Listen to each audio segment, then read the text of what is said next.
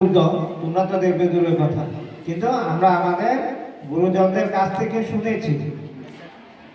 কিন্তু 1971 সালের মুক্তিযুদ্ধ না দেখলেও ছাত্রদের মাধ্যমে 2024 সালে আমরা অনেকেই দেখেছি। তো আমাদের দেশে গণ অভ্যুত্থান ঘটেছিল 1969 সালে। আবার কত সালে ঘটেছিল কেউ বলতে পারবে? 1990 সালে।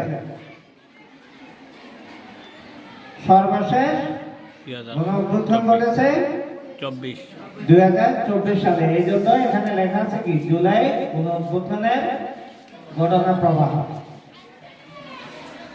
সরকারিভাবে আমরা নির্দেশনা পালন করা অনুষ্ঠান পালন করছি। তো এই গণ অভ্যুত্থানে কি কি ঘটেছে তার বিস্তারিত আলোচনা আমাদের শিক্ষক মহোদয়গণ বলে গেছেন, তোমরা শুনেছ, তাই না? এর পরবর্তী প্রেক্ষাপটে 2025 সালে তোমরা পাঠ্য বইয়ে পাবে যে যারা শহীদ হয়েছে তাদের বিষয়ে আলোচনা 2025 সালে আমার বিশ্বাস পাঠ্য বইয়ে তোমরা পাবে, চিরচিত্রগুলো পাবে।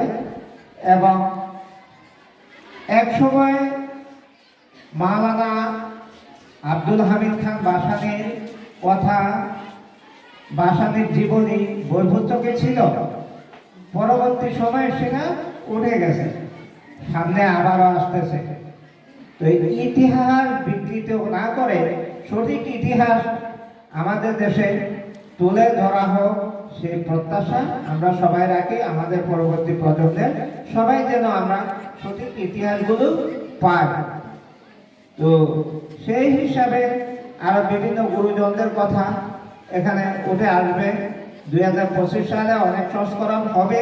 আর কোটা সংস্কার আন্দোলন নিয়ে শুরু করেছিল শিক্ষার্থীরা, যে আন্দোলনের মুখে সরকারের পতন ঘটেছে এবং বর্তমানে যে অন্তর্বর্তীকালীন সরকার দেশ পরিচালনা করে আসছে, আমরা যেন আগামী সময়ে সুন্দর সুস্থভাবে একটা নির্বাচন আশা করতে পারি, যে নির্বাচনে আমাদের শিক্ষার্থীদেরকে, আমাদের দেশকে, সর্বস্তরের জনগণকে আস্থার প্রতীক হিসাবে চিহ্নিত করে দিতে পারে।